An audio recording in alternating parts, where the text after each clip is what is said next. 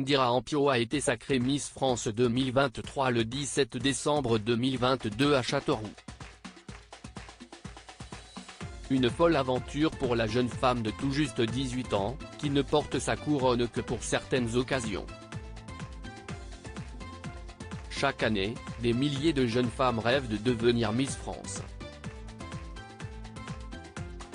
Il faut dire que le titre a tout pour faire rêver, un appartement de fonction pendant 1 an, une voiture offerte, des voyages au bout du monde, un dressing complet, un coiffeur et maquilleur où que l'on aille, un salaire.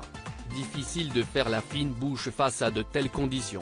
Et depuis le 17 décembre 2022, c'est Indira Ampio qui incarne le visage de Miss France. Originaire de Guadeloupe, Miss France 2023 n'a pas hésité à quitter son île pour vivre cette folle aventure en métropole. Car être reine de beauté est un job à plein temps, qui consiste à courir les plateaux télé, les événements et partir à la conquête des futures Miss départementales et régionales. Il y a quelques jours, c'est au César qu'était apparue Indira Ampio. Une vie à 1000 à l'heure, que la protégée de Cindy Fabre racontait avec plaisir auprès de Téléstar le 25 février, quand on est Miss France, on prend 10 ans de maturité en 1 an, il paraît. Comme je suis très active, ça me va très bien. Je n'ai pas vu passer mes 2 premiers mois de Miss, révélait la jolie brune. Mais Indira Ampio reconnaît avoir été bouleversée de son retour en Guadeloupe en janvier dernier, à cause de l'accueil de dingue qu'elle a pu recevoir sur place.